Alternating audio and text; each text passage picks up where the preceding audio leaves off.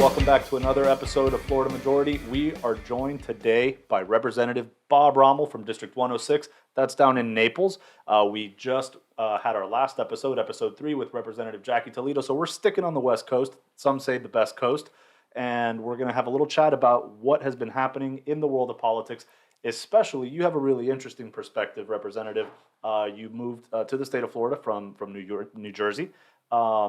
You know, so they've been in the news a lot lately with the most recent election. Republicans almost flipped it. Why do you think that is? Andres, first, thanks for having me here today. Pleasure, sir. Looking forward to having our great conversation on film when we normally just have it in person. Well, I can tell you why I moved to New Jersey. From New Jersey. I moved here about 20 years ago. I was a business person. I ran automobile dealerships. I had a mortgage company, and we sold the company, and I moved here because of the way of life in Florida. In Florida, obviously, we know that there's no income tax, but it wasn't the only reason. The measures in the Northeast of taking away people's individual liberties is nothing new. They've been doing it for years and years and always blaming it on the idea of helping others. But here in Florida, I can tell you what, we help a lot more people, not taking away their freedoms and not having any income tax. Such an important point that you just made. It's not just sunshine and no income tax that makes Florida really the best state in the country, right? Our education system in particular, and we're going to talk about that a little bit more. Certainly our economy, the manner in which that you all govern in the Florida legislature, and obviously we have the best governor in the country, Ron DeSantis, leading the charge, making sure that we have truly the best sort of infrastructure, the best system of government to give people the best opportunity possible to live their version of the American dream, right? And so I'm seeing a lot of people in the press moving from New Jersey, coming to Florida. What else do you think is attracting them, and how difficult of a move is that when you're having to uproot yourself and uproot your family? Well, it's a great question, and you mentioned education. We can get back to that a little bit, but give you an example. So I'm from New Jersey. My wife is from New York, though. So in Florida last year, we passed a budget of $101 billion. We have about 22 million people that live in Florida. In New York, there's about 20 million people that live there. The budget they passed was $215 billion. So it was a little bit more than double. And the only way a state gets money is by taxing individuals. So eventually, no matter how much you make, you have to cry uncle. And you can't just keep giving money to the government, especially when the quality of life is decreasing. And in New York, you can argue, especially in the major cities, it's decreasing. Maybe in the suburbs, it's a little bit nicer. But in the city itself, higher crime, higher taxes, more congestion, infrastructure is crumbling, yet it's all on the backs of the taxpayer. So in New York, they're paying double the tax for a lower quality of life. So of course they look for Florida. And Florida is not just sunshine and beaches anymore. And so, I mean, it almost seems obvious at this point, listening to you right now, but why you're a successful business person, you have these different businesses, you've got your family, you moved to a great part of the country. Why run for office? Why give some of that up and give up some of your personal time to come up here to Tallahassee? Sometimes I wonder that, but when I originally ran, some people told me that you're up here for about 60 days a year. You get to influence policy.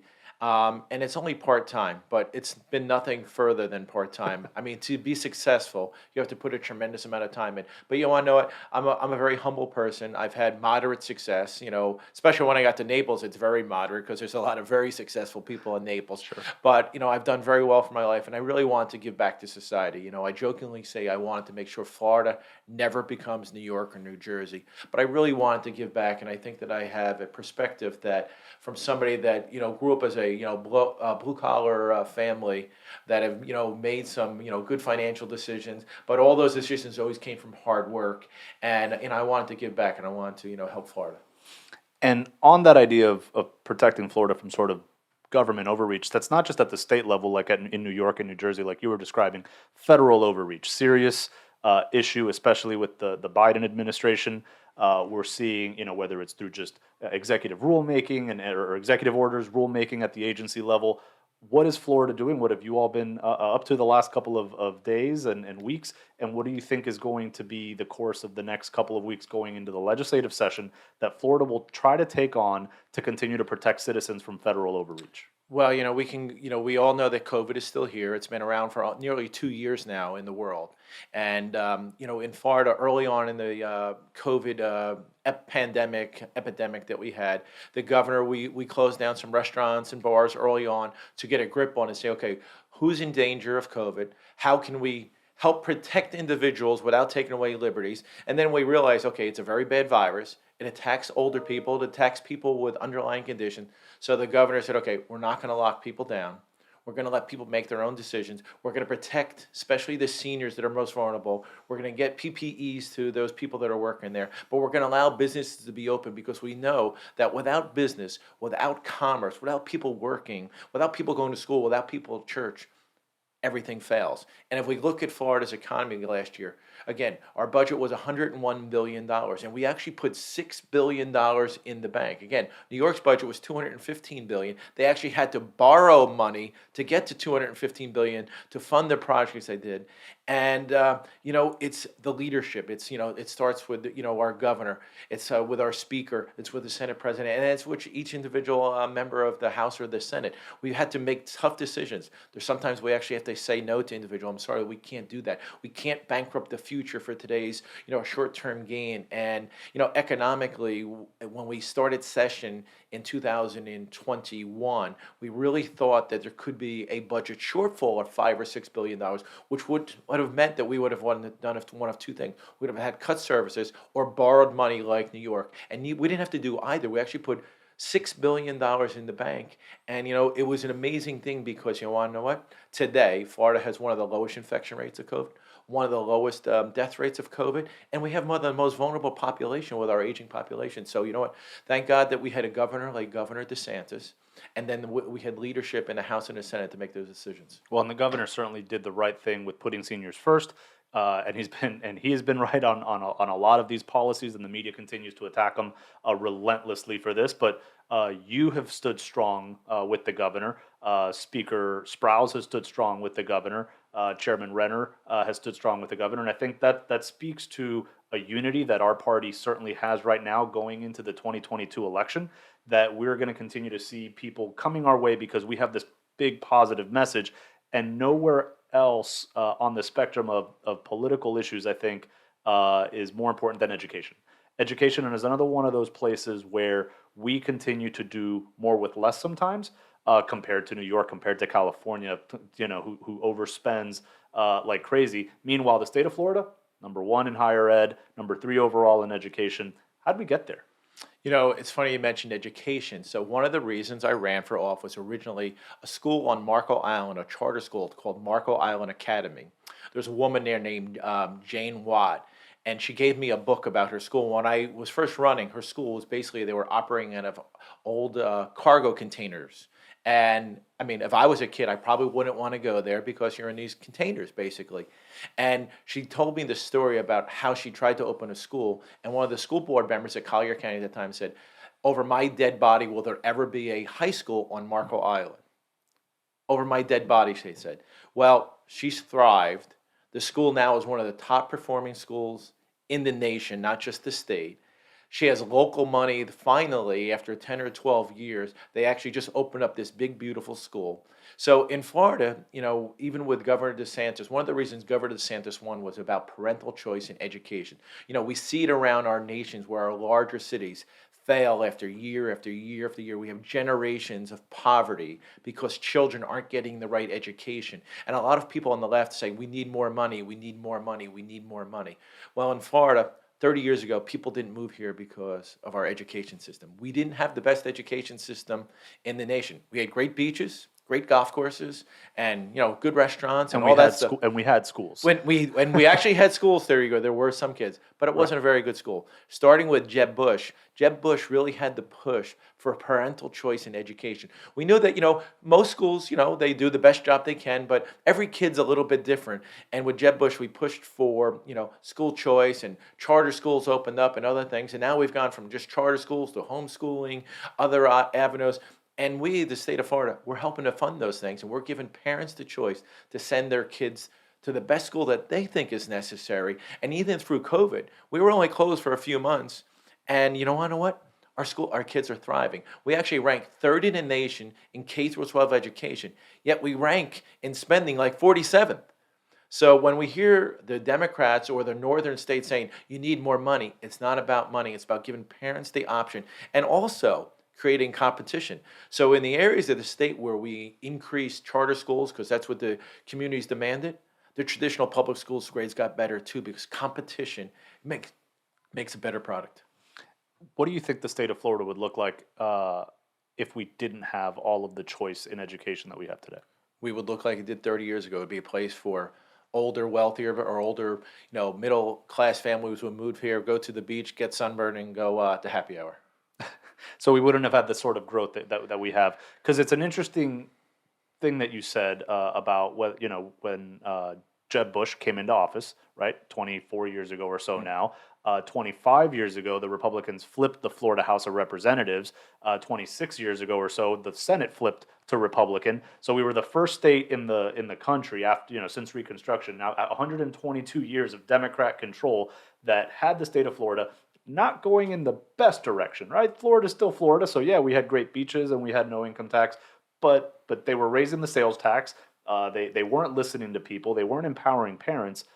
Look at what happened in Virginia, right? Very interesting what happened in Virginia, especially on that education issue. Look at what happened in Governor DeSantis's election with education as well. Andrew Gillum goes out there and says, I'm not a fan of charter schools. I'm not a fan of school choice. We need to continue to invest more in this one-size-fits-all system.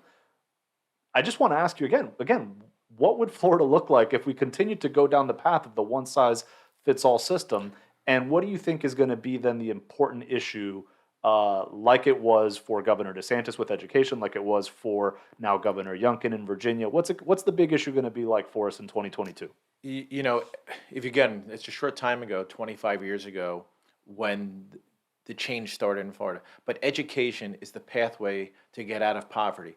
It's the pathway to prosperity, and we need to just keep pushing for more and more. And that's why our state's grown, because people are getting a better education, better jobs. Better jobs means more money. You put it back into community. I wish some of the students that went to some of our higher eds would stay in Florida and realize going to New York or other places is not, it's kind of fun, but this is a great place to raise your family. It's a great work environment. It's a great tax environment. And, it's just a great state. And, if you look at the nation, and again, we can look at any of the 10 major cities around the nation. They're all controlled by Democrats, and they all keep talking about the same thing. Education, we need more money. Crime, we need more money. Everything is more money. But you want to know what? When you have a good education, you have a good job, you have less crime. Even through COVID, we've seen crime rise around the nation. In Florida, it's decreased. So I'm just saying there's got to be a correlation between a good education, good leaderships that are willing to say no on some issues, and willing to take a stance, when it comes to individual liberties and giving people the choice to live the life the way they want to live it. And that idea of individual liberty, I think, is so important when we talk about education too.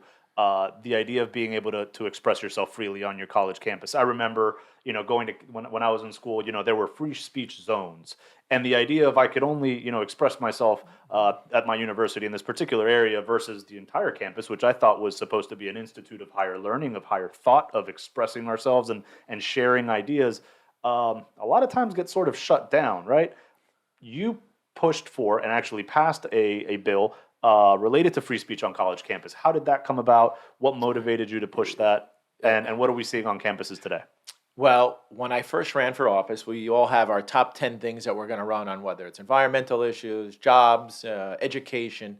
Free speech on college campus was not an issue for me because I didn't know that there was an issue in Florida. I didn't know that kids' free speech was being stomped out by school administrators and presidents telling them that they couldn't speak. But some students came to me from University of Florida, and they told me that they weren't allowed to speak in certain areas of the college without permission.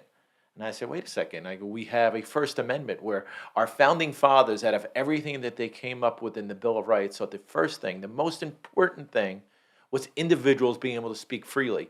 And if we go to our college campuses now, I think many of them are being indoctrinated from the administrators and some of the professors. But you know what? They are adults and they are free thinkers, and we want them to be, thoughtful, and we want them to be critical thinkers. But on college campuses, it seemed that a particular group, conservatives, were being told they couldn't speak in certain areas. Right here in Tallahassee at FSU, if you were a conservative group and you wanted to set up your table and your brochures, you were told either no, or you had to go away around to the back, maybe where the dumpsters are, where none of the kids could see you. And this is not in the classrooms. We're not saying that we want kids to be disruptive in the classroom. This is in the open public spaces that it was being restricted.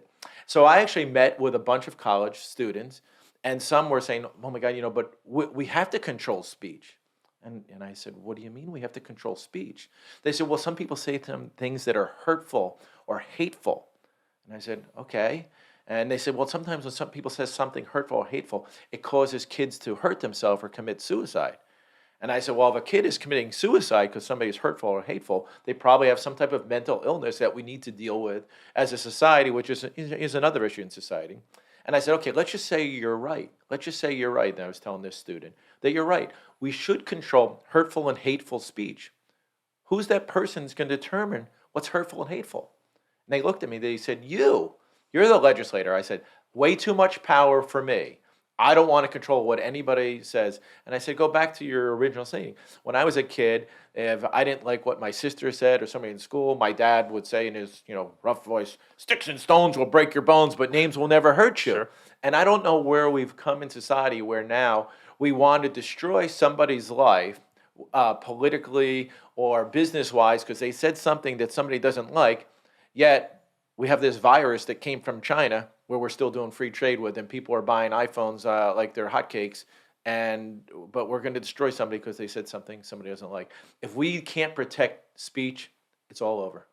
That's why it was the First Amendment, of course, like you were saying. So looking ahead then into 2022, legislative session will start in the next couple of weeks as we get back from the holidays. What are you looking forward to the most about the holidays? Let's start with that.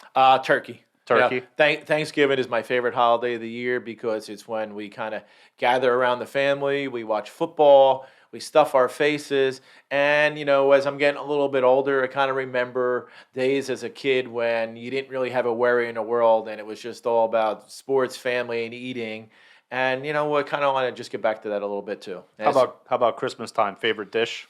I'm a turkey guy. Okay. I love turkey and stuff, and you can, matter of fact, in the Capitol this week we had turkey and stuff, and I guess it's a precursor to Thanksgiving. There you go. What about Representative Maggard has a interesting proposal out. He wants to add a dish to the table, right? He wants to make strawberry shortcake the dessert of the state. We've got key lime pie already as the state pie, but what do you think? Is there room at the table for another dessert, or do we make some room? It's kind of like education. I like parental choice, but as a kid, I want to have choice too. So whatever you want to eat, that's good as long as government's not forcing you to eat one or the other. There you go. Representative, what's your hot take for 2022? What do you think is going to be a driving issue in the legislative session, and what do you think is going to be a driving issue for the 2022 election?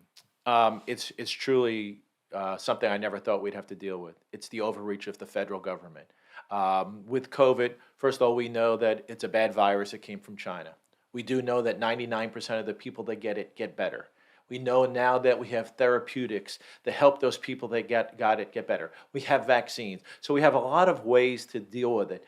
But the overreach of the federal government, what the Biden administration finally came up with after 10 months to totally try to destroy states' rights to govern themselves. To me, it's crafty, but it's diabolical. The rule from OSHA, if you have more than 100 employees, they have to be vaccinated. We know right now that's in the courts and it looks like we're winning that case. But the CMS role, to me, is truly diabolical. When the government, the federal government, say if you're a healthcare provider, if you don't make sure every one of your employees is vaccinated, we're going to not pay you your Medicare or Medicaid dollars. I know doctors in Naples right now that are saying that if that happens, they will no longer take Medicare or Medicaid, and they will open up a concierge practice. And in Naples, they can do that. But you know what that will mean? That will mean the poor and the elderly will have less access to care. So everything the Biden administration has done, and they said in the name of protecting people, whether it's closing down pipelines or now these new rules from OSHA or CMS, is destroying the fabric of our country and going to hurt the same people that they lying about that they're trying to protect the poor and the elderly. They're destroying them. Representative, I think on the healthcare issue in particular, and you've been here for a pivotal time in the state's history with regards to expansion of various free market principles, scope of practice, getting rid of other burdensome regulations so that more hospitals can actually come to the state, right? Certificate of need laws in particular, and other policies that you've been a part of those discussions. Would love to actually have you back on the show for another episode to talk a little bit more about healthcare. But for now, I'm really happy that you're on the front lines with us, that the governor's on the front lines with us, making sure that the state of Florida continues to be the freest state in the country. So please make sure that you share and follow this episode and all of our other ones on our social media channels at Florida Majority. Thank you so much, Representative, for joining us. Andres, Look thanks for forward to having me, you again. and God bless America and God bless Florida.